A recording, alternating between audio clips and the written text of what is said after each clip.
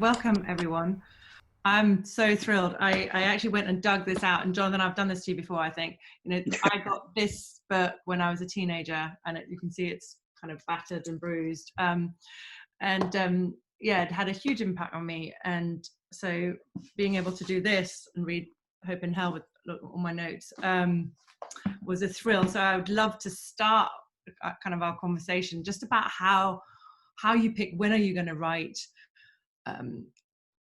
Why was this book necessary now? And how did you take the time for it? Because it's full of references and books. And we were just talking before everybody came in about how we read. And you must be a speed reader, because the references on this is incredible. Yeah, the rhythm of writing books. I'm not a sort of born author, as it were, but the rhythm of writing books is an odd one, because it depends entirely on how long it takes me to recover from having written the book before. And that is literally it. And every time I finish a book, and I believe this is the 10th book, I do literally sit down and say, I'm never going to write another book. I'm just not going to do it. It's crazy, because you think that by the time you've got to the end of the first draft that, hey, you've written the book, and that's where the real pain starts, is all the refining and cutting and everything else, and then doing all the references and the notes and the index. Oh my God. And then you think, okay, that was great, but I don't think I need to do that again. And then of course stuff happens, and you end up saying, I've just got to get this down. And then the trick is to get writing as fast as, for me, not for everybody, but for me, the trick is to get going as fast as I can and get a first draft done, and then go back in and kind of make sense of it. And I had to do this one because in 2019, I'm very involved in the world of higher education and see quite a lot of students at Keele University. And I had several meetings with students in 2019. And for the first time ever, their kind of combination of pain and rage and bafflement was unanswerable. And they weren't trying to guilt trip anybody or do anything other than just bare their souls of this moment of trauma, actually. Because when a young person suddenly realizes that the whole of the rest of his or her life will be impacted by climate change, it's almost impossible for somebody of my age to imagine what it'd be like to realize that at the age of 16, 17, 20, whatever. So these conversations kind of took over my mind, really. And then I felt I have to write something primarily for that age group, for young climate activists and young people today, who I think have been put in a dreadful position by us. So, and handle some of the emotional side of that as well, personally. Yeah, no, I can only, I have a 17-year-old who's been very active and been very, very upset with and sort of anxious. So I'm about to bring this book to her. I wanted to read it first before she gets her hands on it. You'll have to take the stickies out first, Louise. Yes, I will. I definitely will.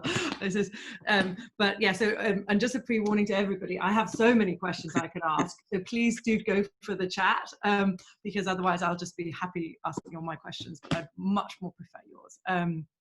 So yes, young people, and we can dig into it more afterwards, because obviously you talk about this sort of intergenerational justice. So I guess the first question is, how do we as adults, as parents and grandparents, and those of us who've kind of messed it up for those teenagers, how can we be part of that? Is it just being part of the young activist movement or supporting them? Is there something that we can do that they can't do, apart from vote, which is now a bit late in this country, at least? Yeah, no, we've kind of missed that moment for a while. Thanks for that depressing reminder so early on in the evening. Sorry. No, I'm sure that your hardened listeners to this can cope with that. I think that one of the things I really love about Greta Thunberg's kind of advice to people, and I think she is just amazing, to be honest, and suddenly arrived in our lives, not quite fully formed, but so full of ancient wisdom, you kind of think, whoa, how the hell does that happen? Is she never, ever tells anybody how to live their lives. All she says is that the absolutely first priority we all have is to find out what the hell is going on, and not take it for granted that because you've heard people banging on about climate change that you really know about it and you understand it. So there's an obligation to go and dig, find out really what's going on. And then in the light of that, you can make up your own mind about what is the best set of things that you can do for yourself and in support of other people. And it'll be different for everybody. It really will. And that's why I like her reply, because it's extremely difficult giving advice that conveys the same message to everybody equally. So for me right now, my thing is trying to work out how to be most useful to young people, to work with them, sometimes to help raise money, all that kind of stuff. I'm very seized by the difficulties of dealing with this in the year of COVID-19. I mean, it is utter misery now. For a lot of young people who were really fired up at the end of 2019, just thought, bloody hell, we can do this. You know, combination of that and Extinction Rebellion, we've perhaps too quickly forgotten that made stuff happen here in the UK. We had a parliamentary declaration of a climate emergency, which came pretty much out of nowhere in reality. And then we had the UK government, formally with Theresa May as Prime Minister, becoming the first industrial country to commit to net zero carbon by 2050. And at the start of 2019, you would not have said those two things were on the cards. So for young people, they watched this and they said, shit, okay, get out there, get our voices heard, together with Extinction Rebellion, obviously, get our voices heard. Look, stuff happens. Then COVID-19, stuff stopped happening. And stuff is not happening at the moment on climate at all. I mean, there's been a grinding halt in so many different things. Some good, strong corporate contributions coming through, which is encouraging, but inside government. So I think the story about how we work with young people is very much where our opportunities lie in that regard. And just I've learned sort of doing this, not in terms of, hey, I've been doing this for 45 years and I've really got some stuff to teach you. I don't think I ever really did it quite as crassly as that, but you know, maybe I've verged a little bit into, I'd love to share my experience with you so what's happening in your campaign here, in your organization? What do you need? What's the way in which people can help? That is the sort of thing that I'm involved in at the moment. Yeah, so. No, that's good. And I'll jump back to my original question and just, so the writing, do you take time off because you are so busy? You're with Keel, with Forum, with so many other things. Do you write every day? Do you know, or do you just say, I'm going to lock myself in a room for X weeks? I do a bit of both. Yeah, I do a bit of both. So I do take holidays. I'm serious about holidays in my life, and I actually do holidays properly, as in I don't spend my holidays working, but I did for Hope in Hell. So I had accumulated 4 weeks holiday, and then I took 2 extra weeks. So I had an absolute blitz period of 6 weeks. And then otherwise I write late at night and at weekends.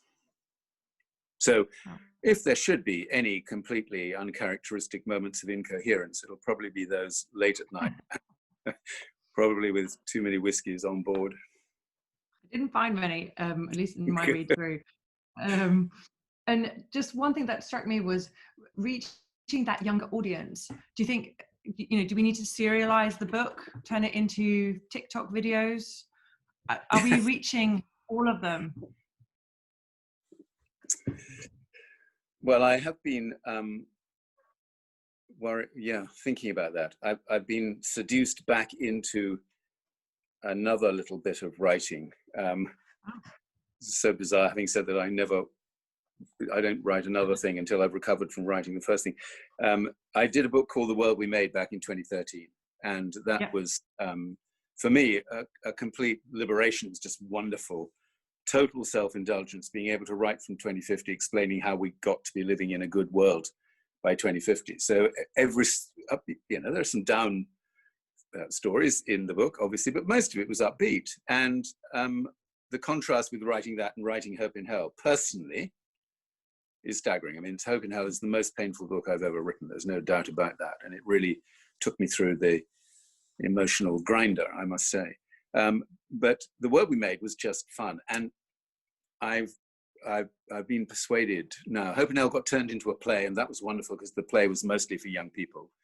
And so now I'm doing something which is specifically for young people, which is a sort of micro version of the world we made. It's called The Coronavirus Years.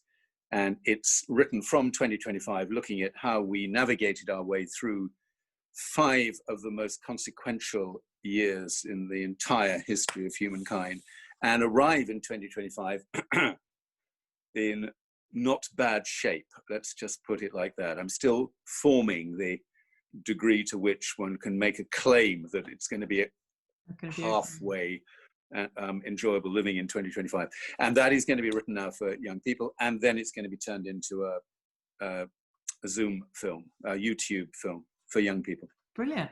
Oh, so, I'm really glad to hear that. No, because I do think that there's something about the medium we use. And of course, lots of young people read, but there's also... Yes, exactly. Exactly. Yeah. Have to go different ways. So Bangor's another holiday, I'm sorry to say. Well, but not much holiday going on at this point. Great. So yeah, because I was going to have a question about when your next book was, but then that's it. That's not really a book. It's 20,000 words. It's a long, what do you call it? A booklet. Oh, I'll take it. And timeline on that, just so we can all look out for it. End of the year. Oh, wow. It's an ebook. I'm doing every cheat in the world that you possibly can. There's urgency here. I don't want to be hanging around waiting on publishers' deadlines and all that kind of crap. I just need to get it out and see what happens. Brilliant. No, I think that's good. Right, to my many questions. I can see they're coming in Slack, but I'm going to just indulge myself if that's all right.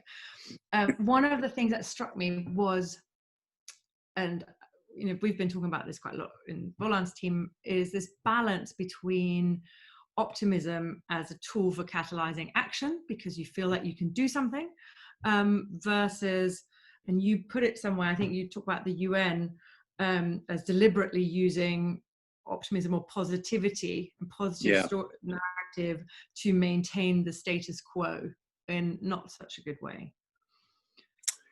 I just wanted you to expand a little bit on that, because it is a balance, right? But to say, oh, we're stuck, or to say, yeah, actually there's hope, we can do this, and lulling people into that sense of false security, really. Yeah.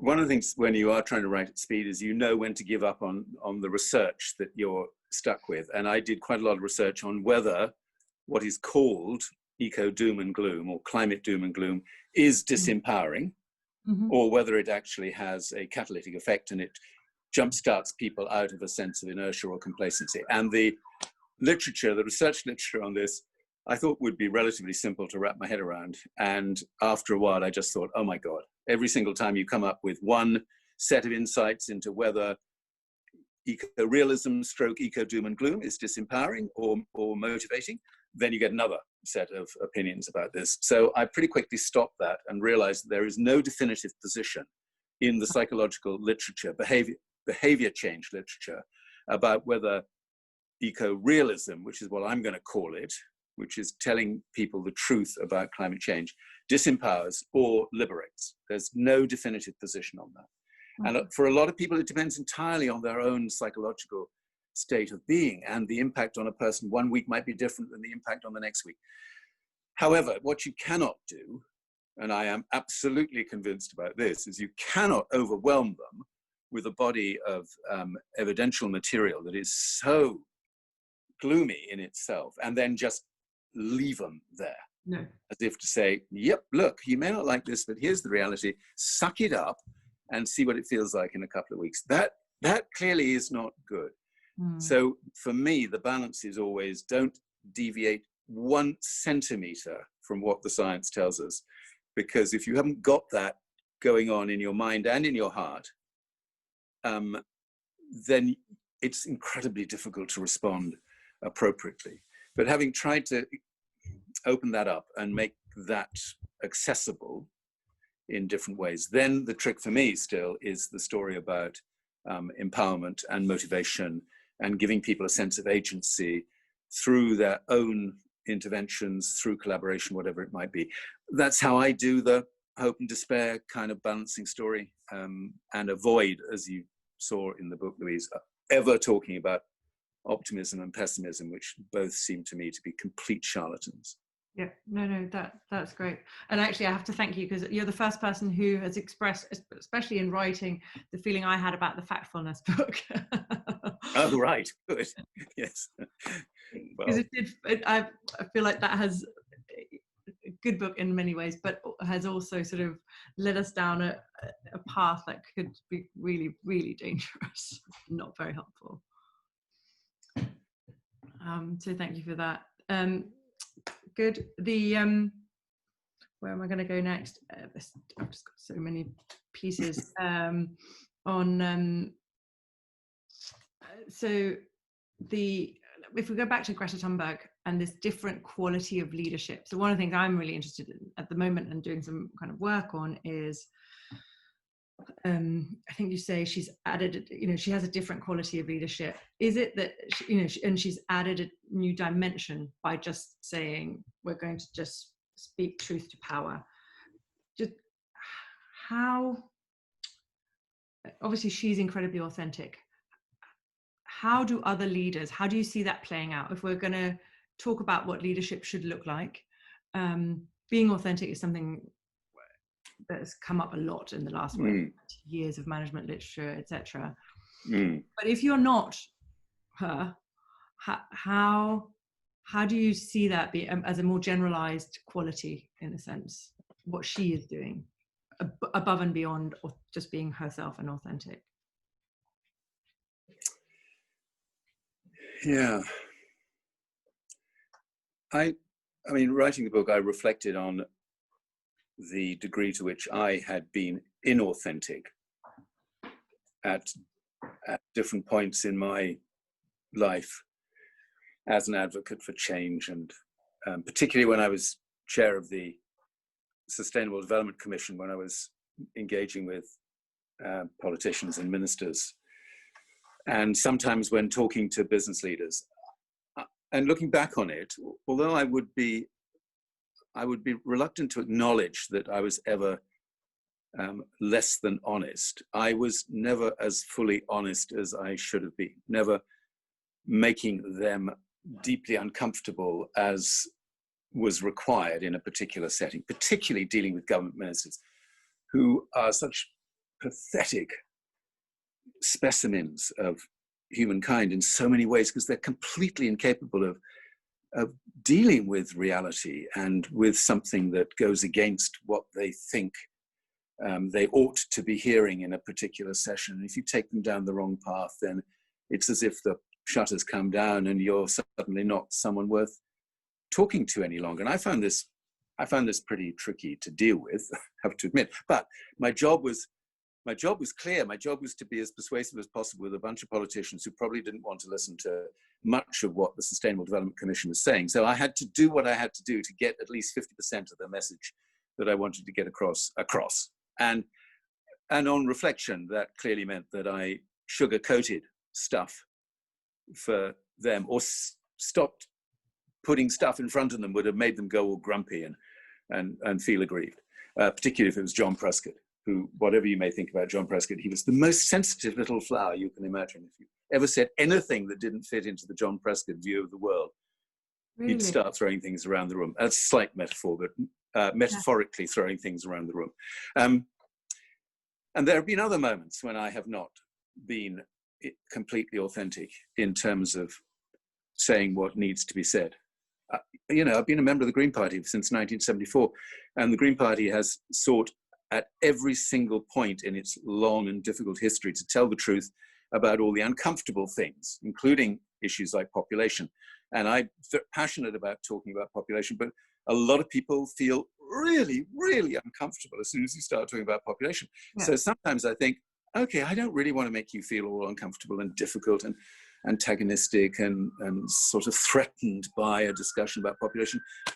So I just won't mention it. And a lot of people don't want to talk about the impossibility of economic growth, even though deep, deep down, we all know that the current state of the world and our people is because we are still totally obsessed with economic growth. But most people don't want to know about that because they say, oh, there's nothing we can do about that. So I was forced to think a lot about places in my life where I've not perhaps done it as authentically as I should have. And I think that I suspect we all use tactics of that kind, because the job is sort of to land messages, and sometimes you use the tactics required to land the message. But Greta Thunberg somehow, I don't know what it is, she can say it and the message lands. And because it is just the way she is, and the straight talking side of it is so powerful, the combination for me is just very compelling. Yeah, no, I would agree. And I do think that you're right, that there's something very human about not wanting others to be uncomfortable. That I think is innate in most of us. But there's also the other piece that you picked up on, which is the effectiveness. Sometimes I put the juxtaposition, and I know somebody put it in there, this thing about, do you want to be right or do you want to be, be effective and get the result you need? And sometimes hammering somebody with the truth presumably isn't going to get you there, because they will shut down. Exactly. It's just making sure that you get to the right point fast.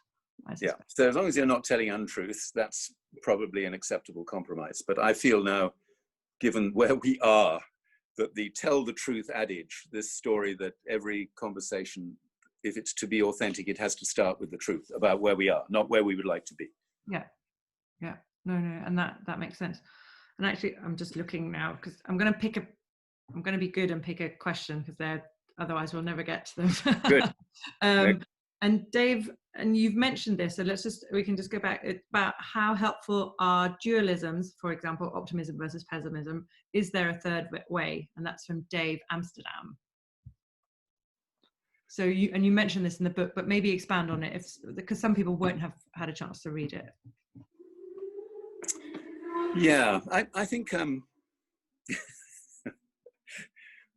I think sometimes dualism gets a bum rap from people. That we're all sort of familiar with the idea that you shouldn't do this dualistic analysis about what makes the world tick, and you shouldn't do this polarizing story about where we need to be at any one point, and we ought to seek to find elegant, inclusive ways through those dichotomies.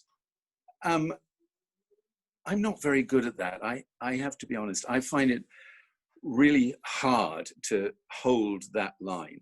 And sometimes I know that my own character is happier at one end or another of a particular dichotomy.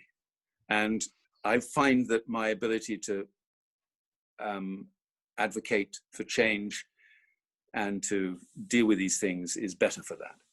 But sometimes it's not possible. And in the book, I had just agonies writing the chapter about China. I mean, just agonies. It was by far the hardest chapter to write, because I literally abhor so much of what is happening in China. I've been a supporter of Tibetan causes forever, and what's been going on in Hong Kong is tragic. So there's just so much about China that I really, really despise.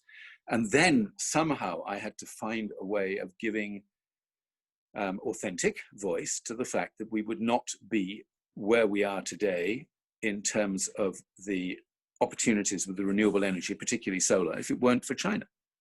It would not be possible for me to say what I'm going to say now, which is that if our governments really wanted to do this on an emergency basis, 100% of the world's electricity could come from renewable electricity sources by 2030. Forget 2050, 2040, it's all irrelevant. If we press the emergency button, 100% of our electricity could come from renewables, essentially solar and wind. And that is China. And it's no good me thinking I don't want to say that because then it looks like I'm saying something nice about China, because you've got to acknowledge where these things happen and the contribution those things make.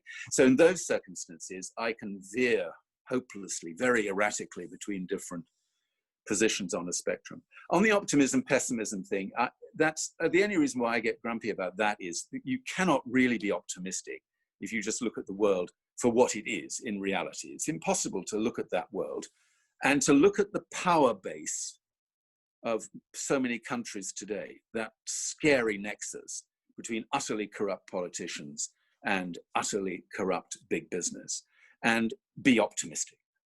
It's literally impossible.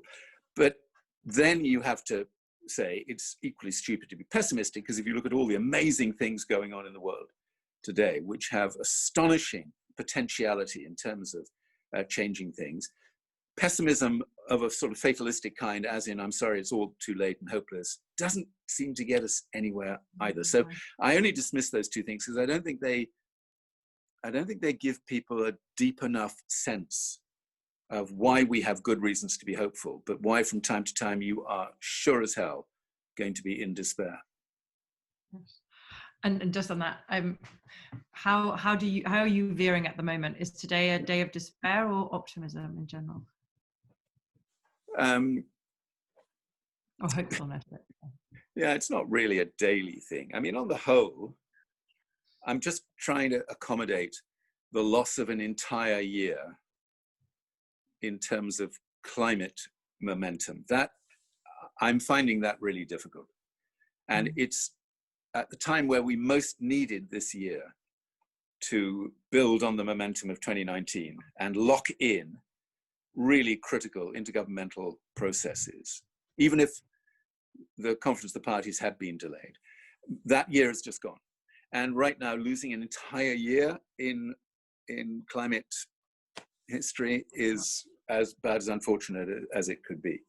And I'm not really one who signs up to the notion, oh, well, yes, but there are lots of silver linings coming out of the pandemic, and we'll be able to use those silver linings to compensate for the loss of the politics, of the climate diplomacy that we needed this year. I don't really subscribe to that. There will be some long-lasting changes, but they don't compensate for an entire year down the pan on climate diplomacy.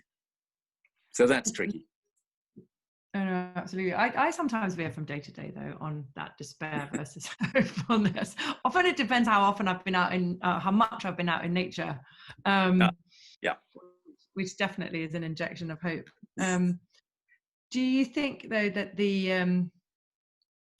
so one of the things I took, especially from the beginning of the book, I guess, this corrupt governments and corrupt business, or big business in particular, but at the same time, the need for government, and you just talk about diplomacy, as absolutely crucial in solving this.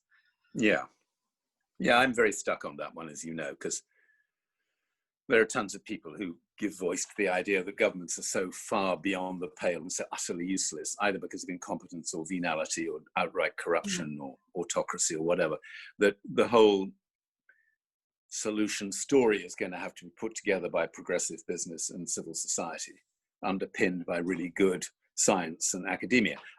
Look, I don't know how that kind of crazy illusion ever came to have any currency at all, because ultimately you can't do this without governments mandating the change processes that are necessary. And that means we have no choice but to continue to work with the political systems that we have. So that means, of course, that we then have to focus all of our efforts on getting those political systems into a fit-for-purpose state. And that's where the political interventions kick in here, because we have to clearly, the level of upgrade needed for these politicians is just completely massive.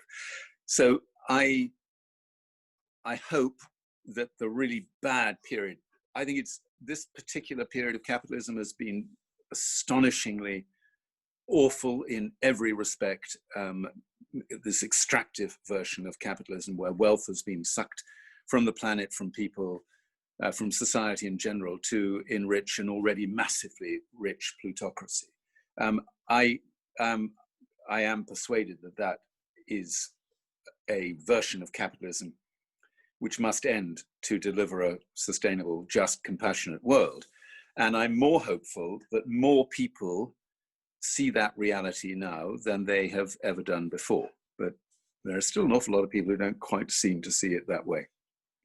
Yeah, it's interesting, isn't it? That it's a duality. So one of the things I've noted is that, or sort of with kind of sadness, is I'm Danish, and the Danish version of capitalism has been, in my mind at least, sort of ahead of the US British version to a certain extent. This idea of a community is much stronger and doing things for the greater good.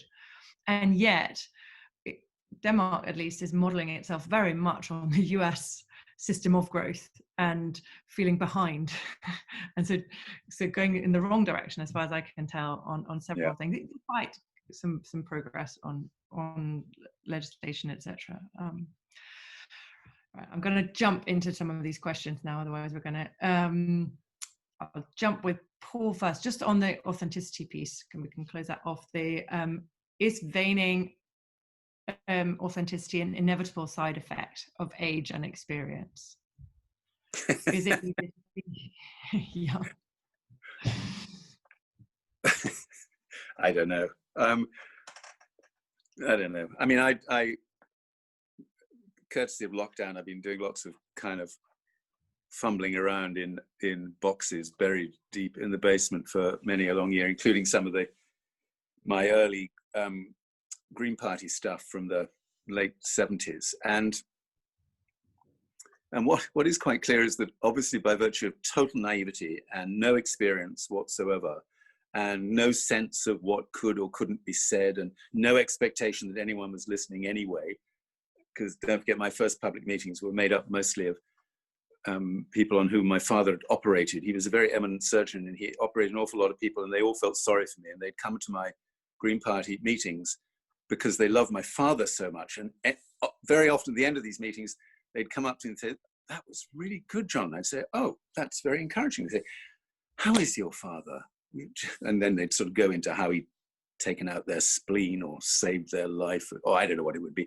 So my public meetings were very underpopulated, let's describe it. So I had no hesitation about saying whatever had to be said. And looking back on that stuff and things I was writing then, there was a sort of, it was naive, but it was more honest in a way, less full of sort of working out how to message something so that I could maximize the impact of it, than a lot of the stuff that I've done since then. And I guess what's happening to me now is I'm sort of going back to the need to rediscover that immediacy, that sense of needing to say it more as it is in every moment, not just at the bits where I don't feel the need to be as tactful as I normally might, all that kind of stuff. It's just a kind of 50 years on, 45 years on from that moment, I'm sort of rediscovering the joy of aged immediacy. Makes sense. And I've just spotted a note from Randall and then Roger saying, is the point that we just need to unapologetically state the facts, and if we state the facts, people can deal with the dilemma rather than going into denial or being overwhelmed. And then there is a line in Good to Great business book about facing the brutal truth but never losing the vision. Does that feel relevant to you as sort of anti-climate change? Yeah, no, I think that's really important. But then you see, I'd push back. I'd ask a question myself at this stage, which is what is the brutal truth about human nature? Because look, we can dice and slice the whole climate debate in so many different ways, and when you track down why it is that people adopt the positions they adopt, very often it's because of a particular set of views and ideas they have about human nature. Yes. And so when you talk about a set of solutions, the kind of solutions repertoire, and you look at the power of that and you think, oh, bloody hell, that's amazing. That won't land equally with two different people if one of those people has a very clear sense of the predetermined nature of human beings as veering towards self-interest, greed, short-termism, indifference, lack of compassionate. Thank you very much. Someone's just showing me Rutger Bremen's latest book, which is wonderful. Thank you, Ranald. And for someone who's got that view of human nature, all that stuff about solutions is going to be received. Yeah, it's great. You keep going. It's really lovely. There are still such idealistic dreamers in our midst. For someone who subscribes to a very different view of human nature, which is that we are actually predisposed to be caring, responsible, loving people, supportive of not just immediate family, but of community and of wider interests in society, and that's more deeply encoded in our DNA if you look at the evolution of the human species than anything to do with this relatively barbaric, competitive, head-banging approach to human nature, then they'll receive that story about solutions in a completely different way. And they'll start thinking, yeah, why not? We can do that. So one of the things for me about the COVID-19 is, has something changed in that interpretation of human nature? Have we experienced enough different behaviors going on in our communities, in society? Have we uttered this sort of cliche about selfless heroes often enough to understand that our society is just filled with people who go about their daily business, either in paid work or as volunteers, day after day after day, essentially trying to make sense of the world for themselves and make it a slightly better place for other people. And I look at all that stuff and I just think, yeah, let's just go after that. And let's remind everybody that this is a potentiality which is just so deeply there. So I'm sort of pushing about this question of human nature because very often we leave that out. No. And I think it's, one of the biggest issues is that we've accepted an economic system based on the fact that humans are selfish and rational. And yet anybody who's worked in any part of marketing and comms knows that every decision is made is actually emotional and we post-rationalize them. So maybe one of the solutions out of COVID, I guess, at least one of the things I've observed is people are keen and have felt empowered by being able to support those volunteers and those unselfish people, and are more keen now to participate in the greater good than they were, at least in if we say in Britain. I know not everybody on this call is in Britain. Do we just need to focus on that then and encourage that and give people something to do so that they continue to feel that kind of, I don't want to say hit, but feel empowered by being part of something greater than themselves? And is that going to be a shortcut? It's not going to be a shortcut. It's definitely going to be a part of it. I'm just thinking about discussions that I've had with John over many, many years now, since the arrival of the wonderful Green Consumer Guide in our lives, and we've sort of battled this one back and forth, but in a way, personal agency mediated through the lens of a consumer, for me, is only a very small part of societal transformation. I don't really subscribe to the idea that through their purchasing pattern, through their behavior as consumers, I don't subscribe to the idea that humankind can do what needs to be done fast enough to make a difference. Agreed. I do subscribe to the idea that people as citizens can engage in their community, in national life, in politics in general, in supportive causes to make a big difference. But ultimately, I've got a very crude view of this, that eventually the amount of behavior change we need is so huge that it will have to be regulated for. I'm really sorry. I'd love to think that we will all magically, by some incredible process, arrive at a state of sufficient enlightenment that we'll all start living in every facet of our lives sufficiently responsible and sustainable lifestyles that we do what we need to do to make a sustainable world possible for 9 billion people. I can't sign up to that. I'm sorry. It just is miles away. So in the end, governments are going to have to regulate this stuff. And some of it will be unpopular. Some of it actually, I suspect, will be very popular because it'll make some choices easier rather than harder. So that's why I don't want to take government out of the equation ever, because I don't believe people can, even if they're inclined to do the right thing and to change, I don't believe enough of us can do it fast enough to make the difference. Oh, absolutely. And actually, so I'm going to jump to, there's a question, Terry. Hi, Terry. Put a note on government. So you said you're not buying that there are positives to take from the pandemic, but is one glimmer the fact that governments can quickly make massive decisions when they have no choice? Have we seen that proof point? Yeah, no, we have. Sorry, I didn't mean to say that there are no really good things to take out of this pandemic. There are, but what I meant is that people are sort of desperately hanging on to upsides, even though they know they're going to be ephemeral. And you know, the bounce back, the rebound story, particularly now that politicians are into full-on get out there and consume for the good of the economy and your fellow citizens. Now we're back into that old trope about consumption as a positive benefit in life. I think some of these upsides could be very short-lived as people revert to patterns of behavior that maybe they didn't bury quite as deep as we thought that they'd buried them. But I'm absolutely with Terry on the idea that I think we are all still utterly astonished. I am at the scale of the interventions required, and that is hugely encouraging, because we're going to need equally substantial scaled interventions over decades to ensure a stable climate for humankind in the second half of this century, let alone beyond the end of this century. Don't forget, we're so bad at this, we can't even think beyond 2050. If we're lucky, we just about get a sort of set of coherent thoughts together around 2100. Trying to work out what life on planet Earth looks like after 2100 is next to impossible.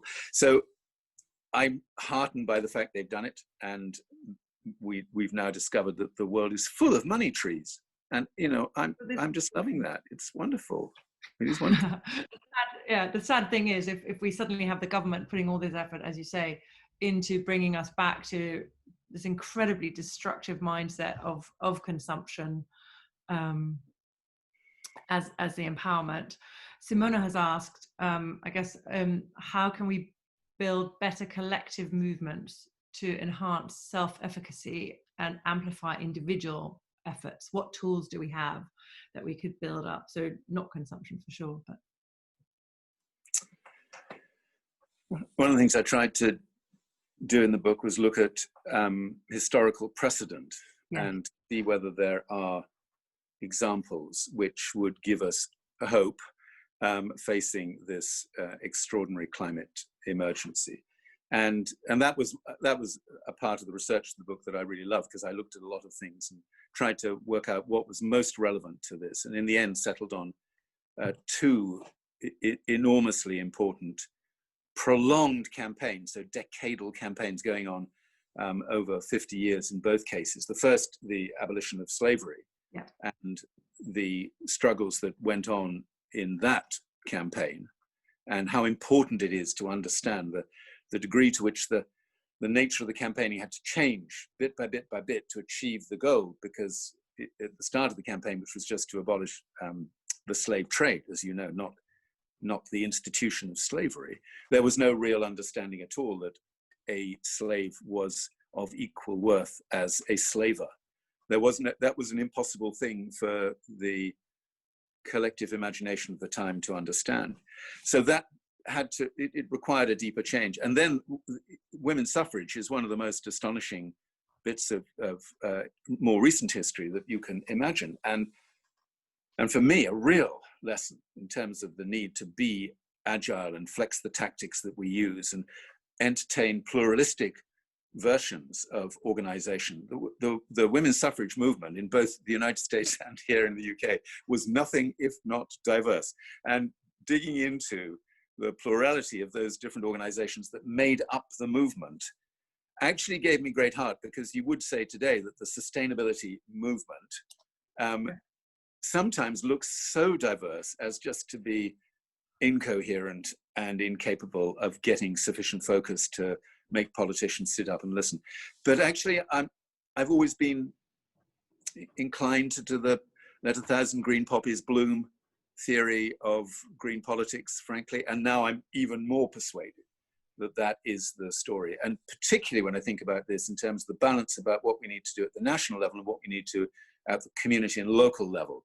And we simply have to have that extraordinary diversity of human energy bursting through at different points. So I think, I'm not sure that would be defined as a completely strategic approach to this, but it's, I think, going to pay us better in the long run to promote that diversity and to live with it.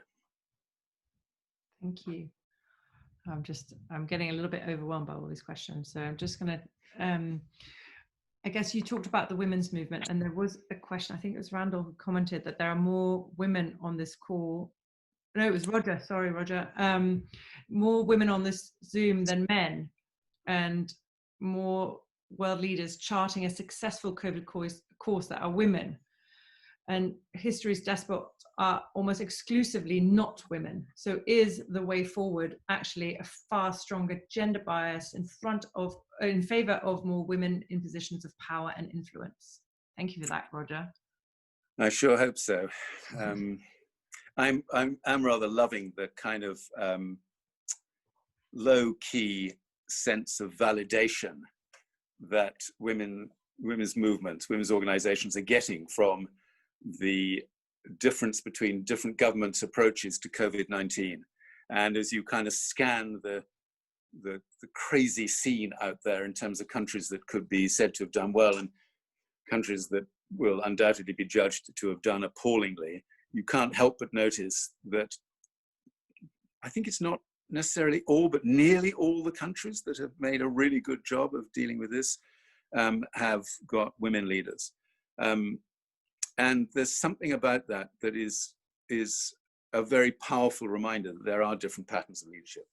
I was lucky enough to cut my teeth in terms of green politics in the 1970s. And in the 1970s, and this will be a bit odd for people who didn't go through this experience, ecofeminism was an incredibly powerful strand in green politics. It was just there with an amazing sense of vigor and the contribution that could be made to green politics in general. Every Green Party conference was characterized by really dynamic, exciting debates about the contribution of ecofeminism, why we had to change our views about the nature of leadership and what it would look like in the future. And I've never forgotten that. And a lot of the inspiration that I have drawn from that has stayed with me ever since that time. And I can't, I'm going to plug her because I want to, but if I think about leadership in the political system today, and I look at the values and the leadership characteristics of Caroline Lucas, yes. And you just think, oh my God, this is what political leadership should look like. So I'm unashamedly of the view that we have to go on attacking the patriarchy and call it out for what it is. And anyone who's uncomfortable with that language, I can't really help that. I think it is still a male-dominated world and much, much the worse for it. Yes, no, I could subscribe to that, that it definitely is. And we've got actually Roxanne from our team is asking, she's saying, talking about diversity, how do you see it playing out better, specifically in terms of empowering developing countries and knocking down colonial forms of power that continues to exist today? Wow, that's a big one, Roxanne. Yeah, that's a big one. It's a big one because what I like to do when I get asked a really impossible question is fossick around in my brain to come up with a really good example and then chuck it in, even though I know it's only quite an insignificant part of the total picture. And my very brief sifting of my brain has not come up with anything that instantly tells me what the solution to this might be, not least as I've just finished reading some stuff about India and about Modi's approach to India and the women's movement in India, which is extraordinary. And the caste system in India is a kind of compounding factor in all of this, because it means that so many women are condemned, doubly condemned in a way, partly because of the caste system and partly because of extraordinarily powerful male-dominated political and business structures. And I think it'd be difficult to point to anything going on in India that demonstrates that that's something that is going to be moved aside anytime soon. So I'm not sure that there is something that you can point to in developing in emerging economies that isn't the same kind of set of issues that we face in the developed world. I don't know. That's not much of an answer. I'm sorry, Roxanne, but it's all right. We might come back to it. And I've now slightly lost my thread. Oops. I'm just jumping over then. I will look, yes, of course. And you mentioned and Ranald just mentioned the Project Drawdown and the importance of empowering, educating women and empowering women as a direct consequence. Yeah, I was going to try and avoid the patriarchal story about Africa, because that's, Let's not do that. I have a different patriarchal question. So what do you think, and that you, for example, and I know you said that you're spending a lot of time with young people and trying to support them in terms of, so you, John, two leaders, both male, white, of a certain different age, how do we shift that? Because we still see that whenever I look at, who should we get to speak as an expert, it's very interesting to find non-white males above a certain age who can be considered. Well, no, there's lots, but not expert. If you say, right, we want that, how do we shift that?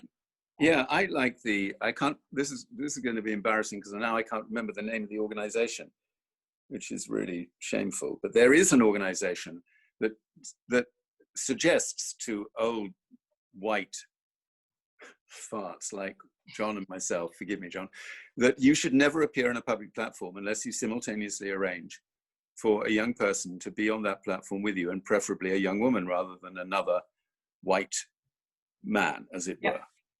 And I really like what they stand for. And I have to admit, I've only had limited success in exercising that sanction, because it's quite difficult to go back to organizing events and say, yep, no, I'd really love to take part in your conference or your seminar here, but it only on certain conditions. And condition is that you're going to have to change your lineup. And I've done it a couple of times, and that's been good. I know that I should do it more often, and I know if we all did it, if people in our position did it consistently, it would help. It would help a little bit.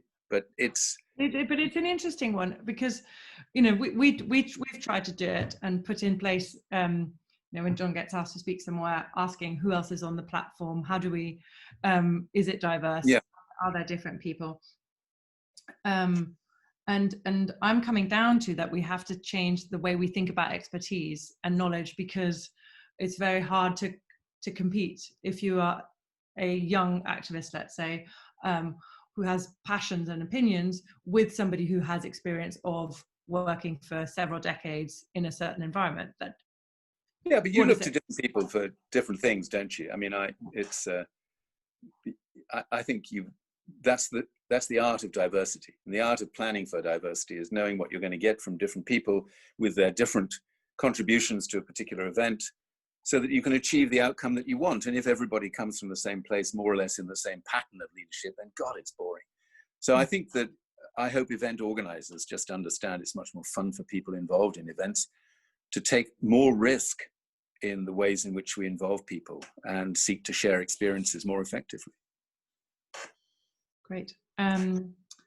Now, Susanna sent a question in advance, so I can't not read out her question. She said, 12 years ago, you were in Lisbon at a climate change PhD seminar, and I asked you what would be needed to accelerate society's change behavior, since the word sustainability seemed to mean very little to people. You replied that civilization, namely in the Western world, had the survival instinct asleep, and that probably we would need a big event, preferably in the so-called developed world, to shake and awake. Since then, we've had Katrina, the BP oil spill, Fukushima, Sandy, just to mention a few. I've thought of your words many times and believed you were wrong after all. So this time, it's not an event in a country or region, but the whole world. Has time finally arrived? So How long ago was this? Just remind me. 12 years. 12 years. Yeah.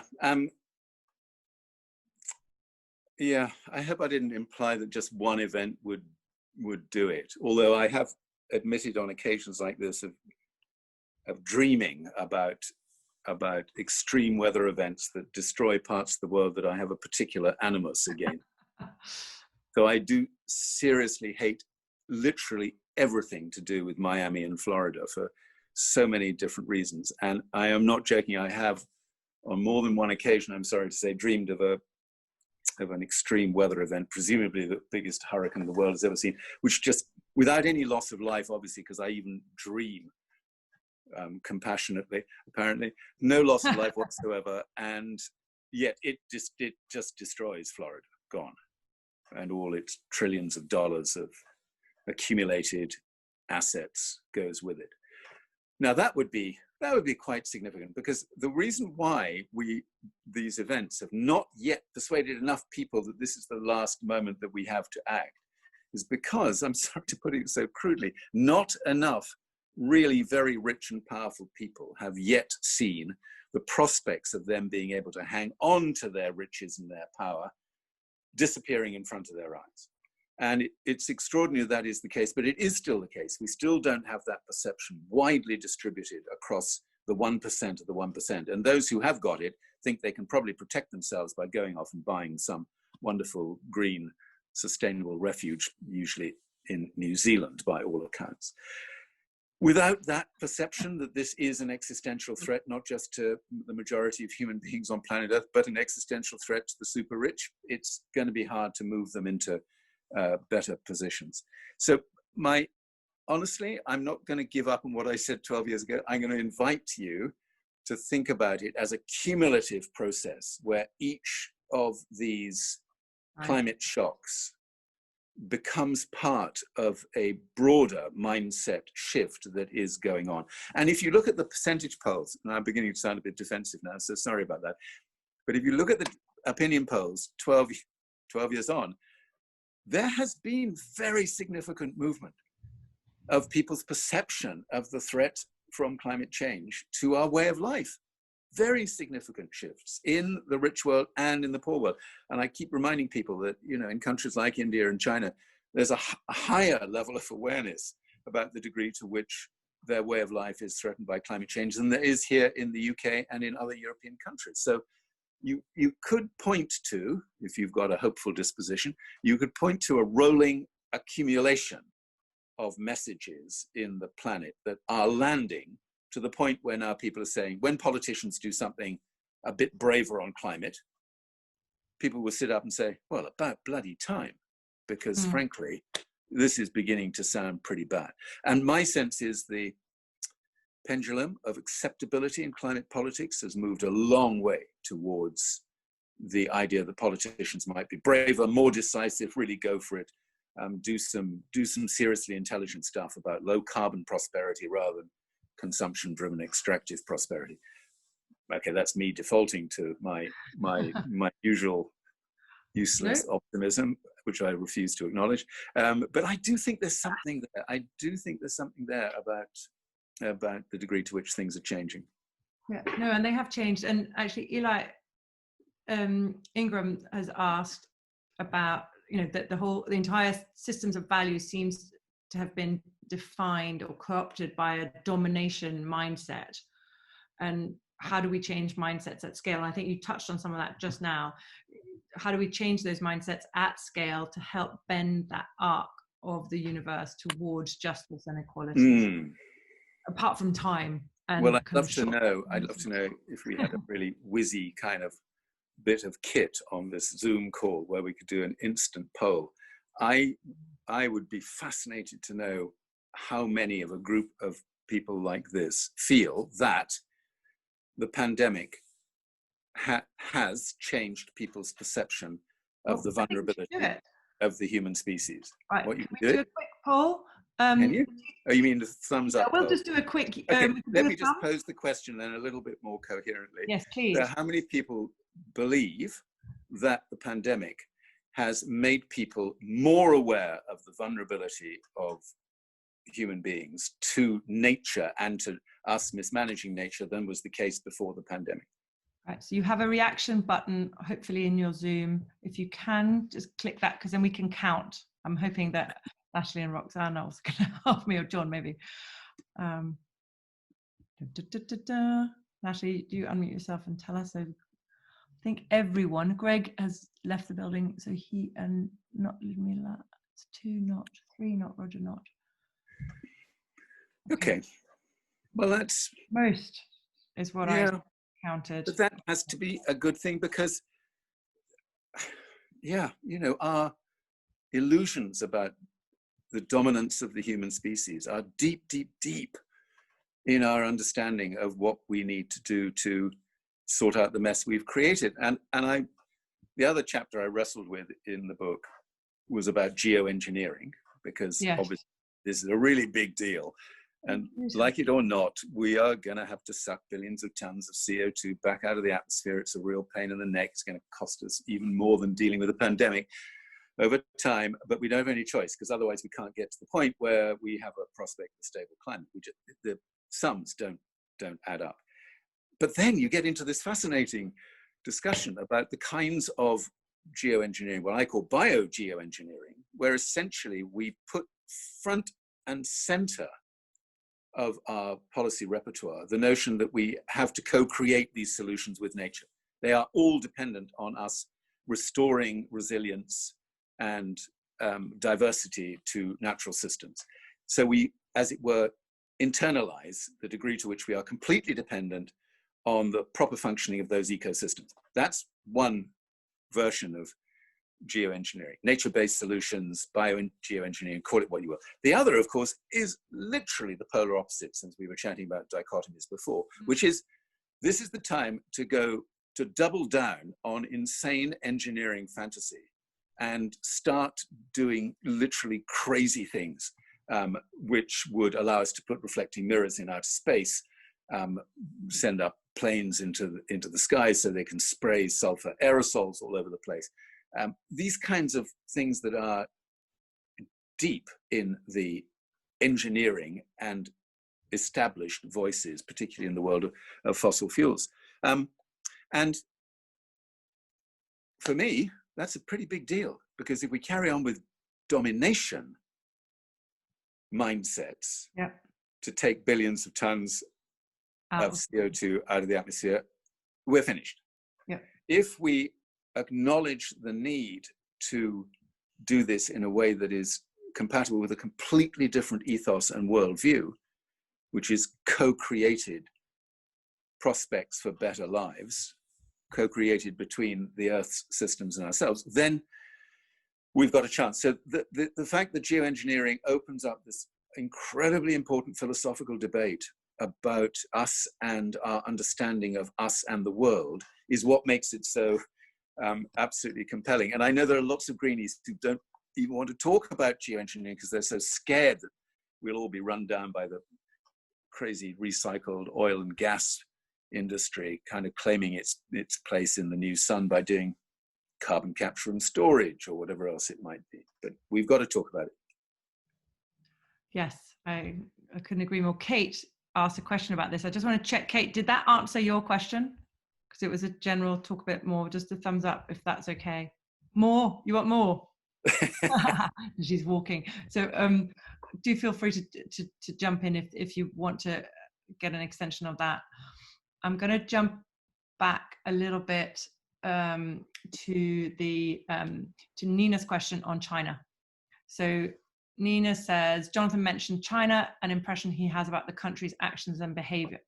Might he talk further about his hope in hell for change in what is obviously a very key market for climate action, beyond applauding their solar and EV and other tech? What of the general nationalistic actions and behaviors we've seen elsewhere in relation to COVID, which runs so counter to the pandemic requirement and equally addressing climate change? I don't know if that made sense, what I read. Yeah, no, it makes sense. It leaves a seasoned realist like me with nowhere to go here, though. I don't see anything in the current regime in China that will learn anything from the pandemic other than the need to be even more ruthless in the control systems, which they've already cornered the market in, to be even more aggressive in the way they roll out digital, social media-based control systems that are all about people being compliant and good citizens supporting the government and the state. I can see nothing but an increase in those autocratic tendencies. And I am deeply upset, as I'm sure everyone is, by what's happened in Hong Kong, because I end the book, in fact, by saying, if you want to get a handle on what the level of direct action and personal bravery and courage and commitment might need to look like in the world of climate change, then have a look at Hong Kong and have a look at what people are doing there to protect their democracy, however frail it might have been. Because the 9 months of protest in democracy, for me, is one of the most extraordinary examples of indomitable courage against incredible odds, frankly. But now, the Chinese realized that that was something that wasn't going to go away, changed the story, and that the entire protest movement in Hong Kong now is in disarray. And it's almost impossible to imagine. To imagine people in Hong Kong coming back into that mode of protest on the streets, because the sanctions now are so utterly dramatic, not just arrest, but instantaneous transfer to China to face a legal system in China. So I don't see prospects for the movement, the democracy movement in Hong Kong, doing anything other than go underground and wait for a moment where the international community eventually recognizes China for the massively problematic threat that it is in terms of global geopolitics. And that's starting to happen. And do you think it is? That's good. I haven't felt this. Yeah, I do. Look, I'm so nervous about ever saying anything nice about a Tory minister, because you just think, oh God, my judgment's gone again. But look, what Dominic Raab said the other day, 2 days ago, about China was fascinating. And actually every bit of me sort of said, God, double down on that, matey, because the first time ever, you're actually making really good sense about how you should use Britain's role in the world to try and make more value-based, rights-based interventions in geopolitics around the world, and particularly by calling out what's going on in Xinjiang with the Uyghurs and the oppression of the Uyghurs, which I write about in the book, again, because, you know, we've had 3 years of condoning concentration camps in one of our principal trading partners. And there's no difference actually between what the Chinese have been doing with the Uyghurs than what the Nazis were doing with the Jews. Now, they may not have killed quite so many. And I said the only difference is they don't have gas chambers in Xinjiang. But otherwise, it's exactly the same model. And we governments, dependent on China as our biggest trading partner, learned to live with that. So when I hear Dominic Raab stand up and say, we're not going to put up with this, I think, okay, I'm not sure we're quite a big enough power in the world to actually make anything very much happen there. But guess what? If Australia Canada, Europe, everybody else stands up and says, that's it, until you sort out the situation with your Uyghur minority, we are going to continue to bring more and more impactful sanctions against China. That we've got to start thinking like that. How else do you address outrageous tyrannical behavior of that kind? No, I think you're right. And I guess it is a glimmer. I don't know, I'm maybe not feeling as hopeful on that front because I see Hong Kong and especially the relationship so differently. Simona just asked what the view is on Trump's position on Hong Kong, China, if you have a view on that. No. I'm now exercising my right to protect everybody's relative sense of well-being and sanity by not discussing the man in the White House, as otherwise, we find that one difficult. But hey, he wears a good mask these days. You've got to admit, he does know how to model a really, really good mouth covering. I mean, I'm impressed. He's gone from total denial to, frankly, an icon of mask wearing. It's staggering. It's impregnated with bleach, I was told, his mask. It's his own personal mask impregnated with bleach. Oh. Well, hey. Rather him than me. I'm going to move a slightly more practical, well, I want to call it practical, on the kind of business front. There are a few questions around what role business can play. So just, Ranald happened to see your article on the Green Alliance blog today, stating the least we should expect of business is to call out the failure of the system. How can we as individuals try and influence that? And is there a link to John's original intent for the triple bottom line? Yeah, I think this is a good moment to reflect on where corporate sustainability sits now. And again, thinking about John's recall of the triple bottom line and a growing number of voices that say that even those companies that are really, no company is yet doing everything that it could be doing, but more and more companies are doing more and more, and they are kind of reducing negative externalities progressively all the time, and they are ramping up positive externalities in terms of contributions to social capital, to protecting the environment and so on. So you'd have to say that from an incremental, almost evolutionary point of view, business continues to get better at doing less harm and get better at doing more good. But they can only do this within the rules of the game, which are inherently unsustainable and life-threatening. And that means for me now that the only legitimate, not the only, but the most important role for business leaders is to be ready to call out the degree to which the rules of the game, as in today's capitalism, are inherently unjust and unsustainable, and to give voice to that explicitly. They've got into a bit of a thing about this. I've noticed they've started coming up with all kinds of linguistic euphemisms for this. So I wonder whether I'm now up to 8 different variations of alternatives to capitalism, as in compassionate capitalism, accountable capitalism, sustainable capitalism, inclusive capitalism, blah, blah, blah, blah, all the rest of it. And they kind of chuck this into a conversation. They think, oh, whoa, I've used the word capitalism without feeling guilty about this, because I'm now offering you a wonderful alternative which will make the world look like a much nicer place. So I'm not really interested in their little linguistic games. I want them to call out the specifics of why the system makes it impossible for big companies to be genuinely sustainable, starting with the obsession about cheap products in rich countries. Cheap electronics, cheap apparel, cheap food, everything else. Cheap equals oppression. There's just no way around that. And they will never get their supply chains sorted out until they challenge the myth of cheap is better. Still to this day, I know someone's going to tell me I'm wrong. I can't actually find a business leader who really went after the dangerous illusion of cheap being better.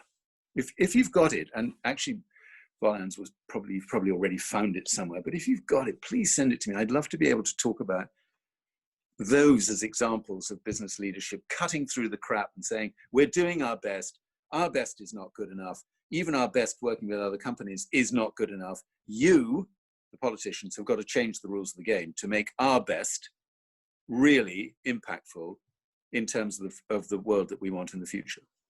Yeah. No, and I think we have one of the things that came out of our Tomorrow's Capitalism, and you know this, Jonathan, was this idea that companies have to become activists and they have to become engaged in the political sphere beyond the little, their supply chain or value chain or whatever they want to call it, because otherwise they are just responsible, and responsible isn't good enough anymore. That's just doing less harm rather than actively adding value. So I'd agree that, and I think, well, one of the companies that has come in on that, of course, and the long-term history is the Body Shop, who've now gone out and said, we are going to be more activists than ever and try and see how can we change this. Whole. They're very small on the global stage, of course. Oh, I see. Natalie, are you sharing polls? 100%. I don't know if you... grief. Well, that's called reading the mood, guys. Actually, I'm astonished by that, because I've sort of been asking myself, is it true, or is it just a thing I want to be true? Anyway, that's really interesting. But we need how long it will be true for, right? We need the big ones to be doing this, Louise. I mean, I love Body Shop and Patagonia and Natura and all the rest of them, and I admire their pattern of leadership. But we do have to have the big ones out there. Yes. And there are some indications of leadership drifting closer to that now, but not explicit. It's the call out that doesn't scare the life out of their shareholders. That they've got it. That's the trick. That's what they got to be able to do. That's the difficult. I have a theory that we need to start asking businesses what they do that the world needs, not what the world wants, but what the world needs. And if they don't create anything that the world needs, being a business, being a service or a product, then they shouldn't be in existence, really.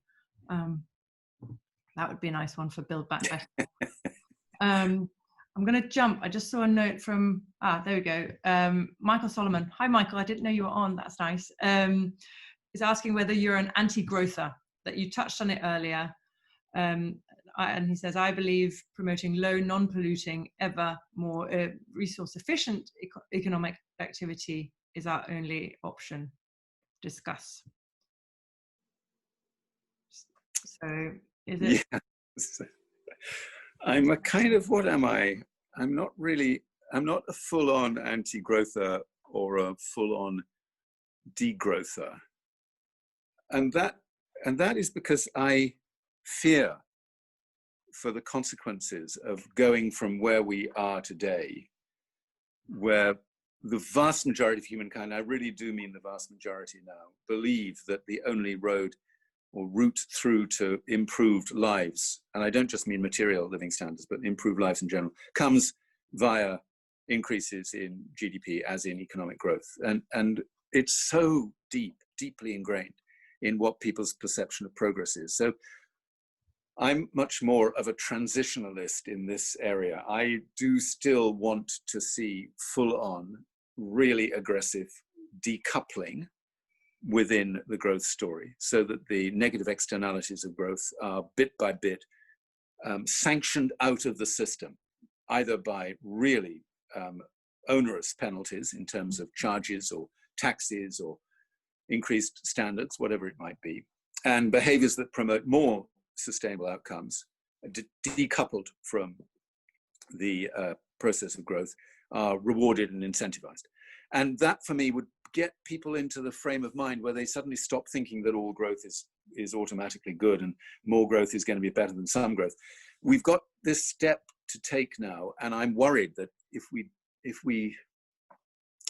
tried to use the pandemic, for instance, which is what the debate I'm a bit stuck in at the moment, trying to use the pandemic to say, for God's sake, we've got to stop doing so many things. And one thing we've got to stop doing is trying to get any economic growth back into the system at a time when hundreds of millions of people are focused on the restoration of some kind of purchasing power in their economies as the precondition of anything resembling normality, I'm worried that would lead to massive social dislocation if governments tried to do it.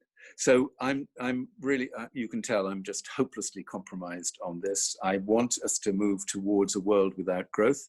And you'll be pleased to know, those who are fans of Tim Jackson, and I am one of Tim Jackson's greatest fans. His book, Prosperity Without Growth, is one of my all-time go-to favorite books. He's in the second draft of his book about beyond growth, and he's now really done some brilliant work on analyzing how we could transition from the kind of growth model we have today to ultra low growth, which is still putting some growth back into the system, to a world beyond growth, as he puts it. He's not comfortable with the rhetoric about degrowth, but hey. So I'm gonna give you a much better answer to that question when I've read Tim's new book, and then I will be better prepared. Right, we'll have that discussion then. I can see my colleague Richard has just posted that Kate Rayworth's talks about being growth agnostic in Donut. That growth is neither good nor bad, but it's entirely the wrong paradigm. I like that. I like that phrase. Yeah. Yes, that's useful. Thank you. That's right. It leaves that problem of how do we shift the paradigm. But thank you, Richard, for jumping in on that. We have only got 5 minutes left. Could I ask you a favor, Jonathan? There's still quite a lot of questions and comments. Would it be okay if we send them to you for afterwards to answer, either verbally with me, and I'll write down the answers, and then we can send them out to book clubbers? You'll write down the answers? That's very kind of you, Louise. From your mouth. I won't make it up, I promise. No, that's great. No, of course, I'd be happy to do that. Yeah, that would be wonderful, because thank you, that gives me the last 4 minutes, and I wanted to. I see. That's what that was. That was what it was. It was very. It was just manipulating. So I got to ask a little bit more. One of the things I want is the civil disobedience, because I get conflicted on. It's down to individuals. And you talk about civil disobedience and radical civil disobedience. So I'd love to hear two things. One, for you, what does that mean? Is it just more of the Extinction Rebellion type disobedience, or are there other things we can do? And do we all need to get arrested? I know you say in the book that you've never been arrested. And is that okay? Or do we all need to go and show that? Or is there a different kind of radical civil disobedience we haven't seen yet? I tried to be fairly careful about a spectrum of civil disobedience, because what history teaches us is that there are many, many ways of expressing that dissent from the political norms and systems of the time. And it's fascinating, actually, the anti-slavery movement pioneered extraordinary number of civil disobedience tactics, which they used, particularly in terms of freeing slaves and enabling more people from the South to escape slavery. So I don't believe that there is one big stick notion of civil disobedience, which is people being arrested through nonviolent direct action or protests of that kind. I believe it is a spectrum, and you can point to so many examples of this. I mean, civil disobedience through not paying taxes, for instance, historically has been a really interesting example. There are lots and lots of things. I had to think about this personally, because the analysis for me is very clear. The science tells us what we need to do. The politics tells me that they're not going to do it. So the only game in town is, how do you narrow the gap between what the science tells us and the reluctance of the politicians to do it? That's literally, I could have written the book much faster now I think about it, but that is literally it, is how do we narrow that gap? And for me, that will not be narrowed through more incremental political engagement of the kind that we've had over the last 30 years. We don't have time for that. So that's where the civil disobedience, the nonviolent direct action, the whole spectrum of civil disobedience comes into it. And for me personally, I can't advocate for that if I'm not prepared to be involved in that myself, and that's not difficult for me on the one hand, because the Green Party, Friends of the Earth, all of those days, I've always advocated for the importance of the tactic of nonviolent direct action. But it is difficult for me on another level, because I'm up to my eyeballs in things that are the very opposite of nonviolent direct action. You know, I'm still working within Forum for the Future. I'm Chancellor of University. I'm not sure they'd be too pleased if their Chancellor was banged up for, I don't know, trying to stop some of the research programs that go on in universities funded by fossil fuel companies, for instance, he says, treading tactfully. You know, there's just a kind of sense of the timing, and I was actually due to be winding down most of those more conventional commitments, so I didn't cause embarrassment to anybody by the end of this year. And now, bloody pandemic, I've had to hang in there with Forum for a while. So I know what the direction of travel for me looks like personally, and I want to be utterly authentic in how I advocate for that change process, and I just need to do it in the right kind of way. Whatever that, I honestly don't know what that looks like, but whatever it looks like, that's what I need to do. We look forward to seeing it, and that is bang on past. So timing is brilliant. Thank you very much. And I think Natalie normally tells us now we can all come off mute and say goodnight. Thank you so much, Jonathan. Thank you. It's been a pleasure. Thank you ever so much. Thank you so much. Fantastic. Thanks. Thank you. Thank you. Thank you. Thank you all. Bye, everybody.